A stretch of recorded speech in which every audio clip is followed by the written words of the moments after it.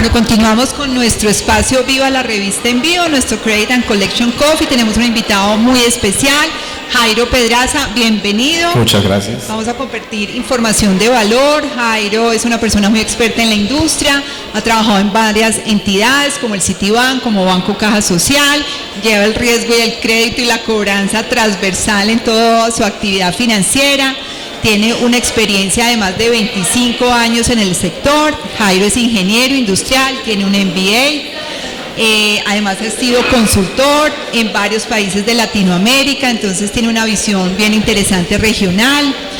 Pues Jairo ha liderado muchísimos proyectos desde las áreas de riesgo, de crédito, de cobranza, administración de portafolios, análisis de riesgo, por supuesto. Y hoy se desempeña como gerente de crédito del Banco Popular. Entonces, Jairo, es muy grato tenerte acá, a nuestras personas que están conectadas desde nuestros 12 países de audiencia en el marco del ciclo de riesgo Summit. Bueno, Jairo, qué tiempos de crédito tan cambiantes, ¿verdad? Estamos evolucionando de una manera impresionante. Y hablemos un poco, Jairo, de esa diferenciación.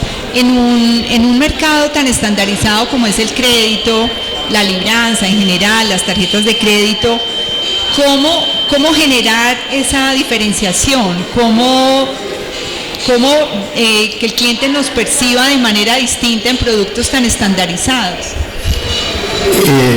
Bueno, es una pregunta que tiene diferentes aristas, Beatriz, y yo creo que de pronto no nos alcanza el tiempo para discutir entre los dos muchas cosas, pero yo concretaría un poquito el tema hablando de que hoy día el tema del tiempo de respuesta y el tema del precio del crédito no es un factor de diferenciación. Todos los bancos, todas las entidades financieras luchan por ofrecer un mejor precio, luchan porque la respuesta a las operaciones de crédito se hagan rápido, y lo que yo siento es que la diferenciación está una vez el cliente adquiere el producto, y la diferenciación está en el servicio que la entidad le da al cliente. Si tú te pones a mirar un poco cómo originamos y adquirimos clientes para crédito, los estamos buscando, ellos no nos están buscando a nosotros, con fuerzas de ventas externas, con compras de cartera, y entonces uno no diría que el cliente nos prefiere a un banco o a una entidad financiera a otro, sino que nos da la oportunidad, ¿sí? Nos da la oportunidad de llegar. Entonces nosotros como banqueros o como gente de crédito tenemos que propender, y todo el banco, porque en las experiencias y contactos que tenga el cliente durante todo el ciclo de vida del producto y en su uso sean experiencias positivas. Y esas experiencias, desde mi punto de vista, hay que caracterizarlas y definirlas claramente con unos atributos que son los que deben resaltarse, ¿sí? Y eso es lo fundamental, porque si el cliente percibe en el día a día, en el uso del producto, que lo que yo le digo es cierto en la operación, seguramente va a generar una diferenciación. Pero te insisto, el tema no es en la venta, desde mi perspectiva, yo estoy lejos de la venta. El tema es más en el uso y en la vivencia del producto en el día a día, definiendo características particulares. Si en algún momento yo le digo que mi empresa o que mi entidad financiera le facilita la vida o le facilita resolver un problema, una inquietud, y eso lo pongo dentro de mi propuesta de valor y la forma como lo atiendo, y resulta que cuando me busca lo peloteo, pues eso no se cumple, ¿cierto? Entonces me parece que eso es súper importante para que él vuelva, atenderlo bien durante el uso del producto. Ahí está la diferenciación para que se quede, porque nos está dando la oportunidad de comprarnos un producto. Aprovechar ese minuto de valor. Exactamente. Y conectarlo de una manera diferente. Así es. Bueno, Jairo, estamos en un mundo de megatendencias, la inteligencia artificial, el Big Data, las redes sociales, todo esto hace una sinergia impresionante, pero a veces uno no ve todas estas herramientas tan conectadas con mover el resultado, mover la goma del negocio. cómo conectar todo lo que tenemos hoy a disposición y más un área de riesgo, de analítica, de inteligencia, de los scores, cómo conectar más todas esas herramientas que tenemos con moverle el resultado, mover la aguja, mover los indicadores. Buena pregunta. Debe tener muchas opciones, muchas cosas de qué favorecerse, pero pues a mí se me ocurren dos. Y la primera es, en la medida en que yo use adecuadamente la tecnología y la información, pues puedo volver los procesos más eficientes y brindarle, digamos, respuestas más oportunas a los clientes, que es lo que ellos generalmente buscan. Y para eso está todo eso. Y si yo logro eficiencias, pues evidentemente eso se tiene que traducir en menores costos. Y esos menores costos, al darse y al realmente concretarse, uno debería pensar en o absorber más riesgo o en prestar mejores servicios, empoderando un poco más a los canales de venta, a la gente que atiende al cliente y preparándolos para tomar decisiones, voy a decir, en el punto de contacto. Entonces, lo que yo me ahorre con esas eficiencias que la tecnología y las nuevas tendencias nos están dando, debería yo invertirlo posiblemente en asumir más riesgo y debería invertirlo en la gente que atiende a los clientes para que estén más empobrados. Esa sería como la primera cosa. Y el segundo tema que yo creo es que el cliente, con toda esa información que manejamos, debería sentir que lo conocemos. Es diferente que nosotros creamos que lo conocemos a que él lo sienta, ¿sí? Que él lo perciba. Y toda esa data estructurada, no estructurada, todos esos canales de información, redes sociales, si yo lo logro integrar poco a poco y en la interacción con el cliente, él siente que lo conozco, pues evidentemente va a generar, digamos, una sensación de más apego y de ser humano, no de cartera, ¿sí? Con la institución. Eso es lo que yo me imagino que debería. Sí. Bueno, todo el mundo nos habla de transformación, de caminar ágilmente hacia el cambio, de caminar pues vertiginosamente para avanzar con muchísima agilidad, y uno a veces se abruma de todo lo que hay que hacer en todo este panorama de transformación. Si tuvieras que recomendarle a una entidad que quiere incorporar esos cambios profundos en las áreas de crédito, ¿por dónde empezar para no perderse? ¿Dónde poner el foco? ¿Qué debe ser la prioridad? Porque hay mucho, pero los recursos son limitados, muy limitados. Pues yo parezco aquí hablando es como de servicio al cliente más que de crédito. Pero no, miren, yo creo que en riesgo es muy importante entender el mercado objetivo de la empresa, ¿sí? ¿Cuál es mi cliente foco? ¿Sí? Y entender lo que las áreas de mercadeo, de servicio al cliente ven de ese cliente y lo que necesitan desde la perspectiva de financiación. Y si yo me enfoco en ese cliente y lo entiendo como mercado objetivo, seguramente las áreas de riesgo deben buscar no solo controles o limitar el riesgo, sino también oportunidades, ¿sí? Y yo creo que ese es lo fundamental, aprovechando lo que hablábamos en la pregunta que me hiciste anteriormente sobre el uso adecuado de la información y de los modelos analíticos para facilitar, digamos, los procesos de decisión.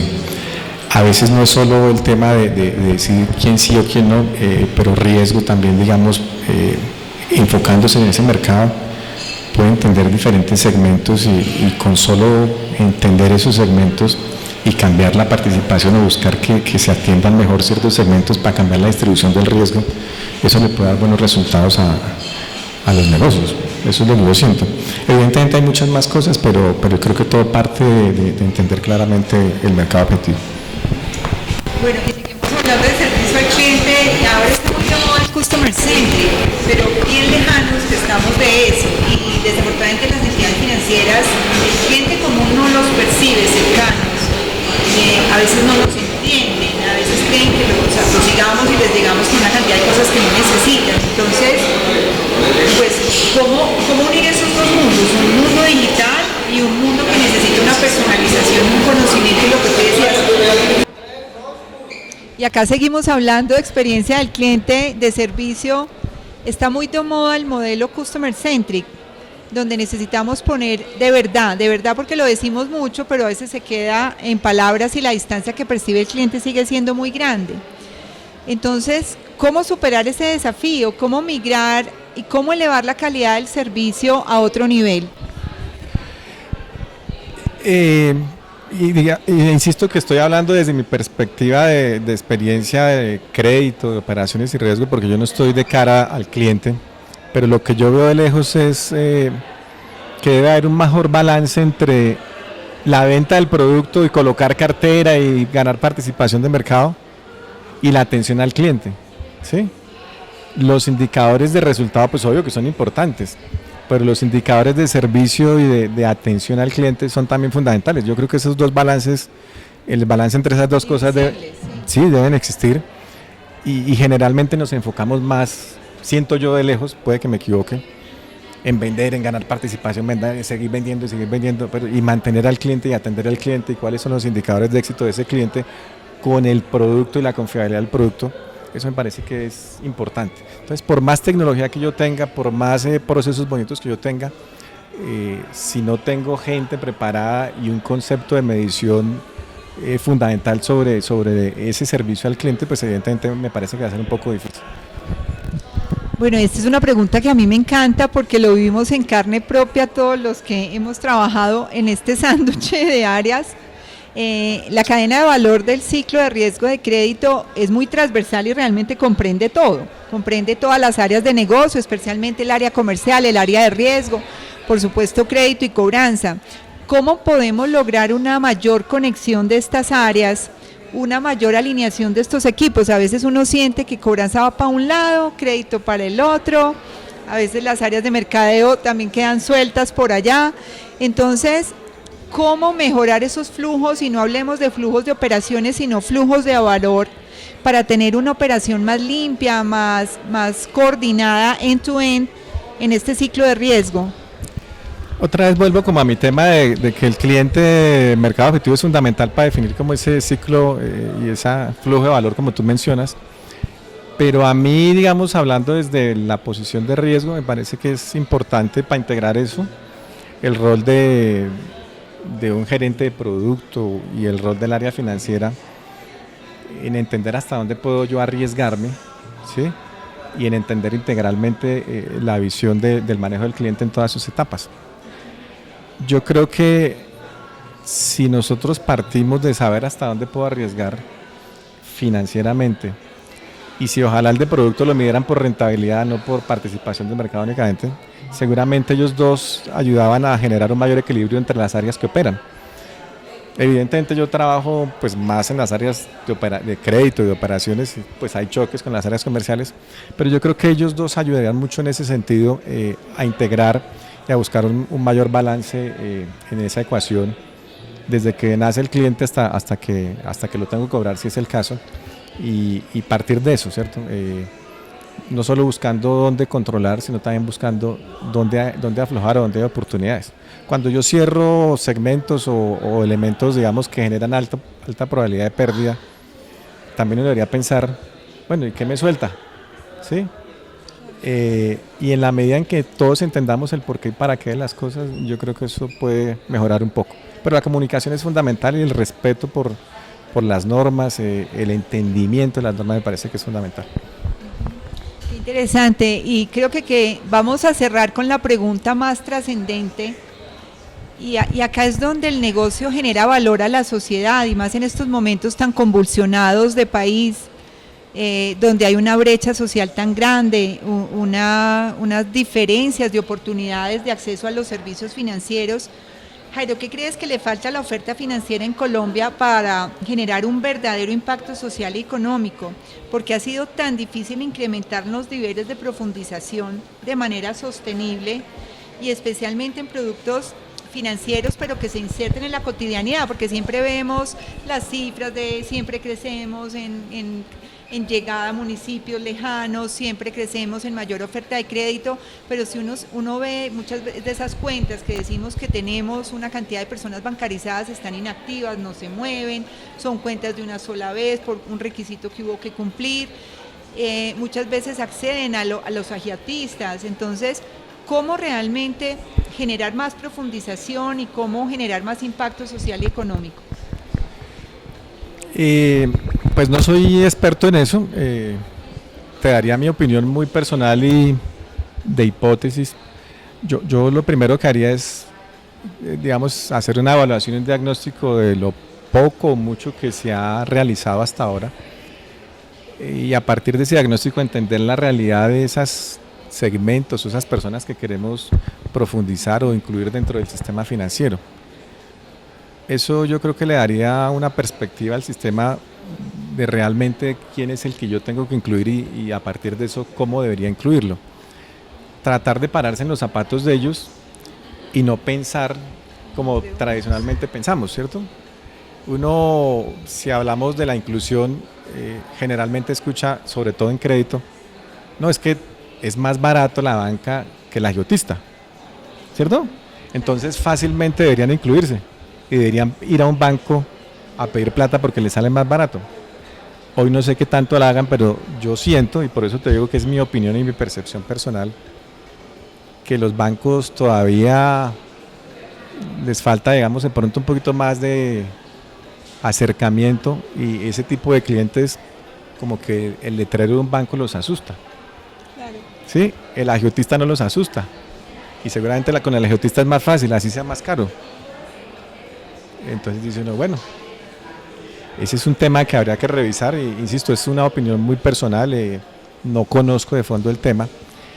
Y lo otro, en el tema de la bancarización y la inclusión y la profundización, hay un tema que creo que se sale de las manos del sector, y es que me parece a mí que mucha gente le puede dar algo de temor mostrarse dentro del sistema financiero porque fiscalmente ya comienza a notarse. Claro. Sí, pero eso, claro. Sí, entonces eso ya trasciende un tema de política pública. Sí. Entonces la educación, el hecho de saber, de pagar impuestos, sirve para el país, no sirve.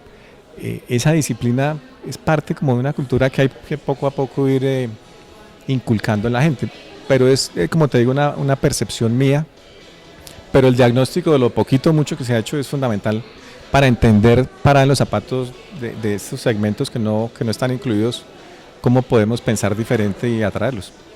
Qué bien. Bueno, una aproximación muy interesante. Hemos tenido unas visiones transversales de muchas industrias. Jairo, muchas gracias por acompañarnos. Acá, como siempre les digo, nos podemos quedar horas hablando de este tema especializado, y me encanta que lo vimos desde el servicio, desde esa conexión con el deudor, no desde lo ladrilludo que puede llegar a ser el tema, una aproximación, sino distinta, práctica, porque lo que esperamos con estas entrevistas es que ustedes cojan de todas estas cápsulas de información de valor y mañana salgan a incorporar todas estas mejores prácticas. Muchas gracias, Jairo. Muchas gracias por tu invitación. Qué rico haberte tenido acá en nuestro Viva la Revista en Vivo.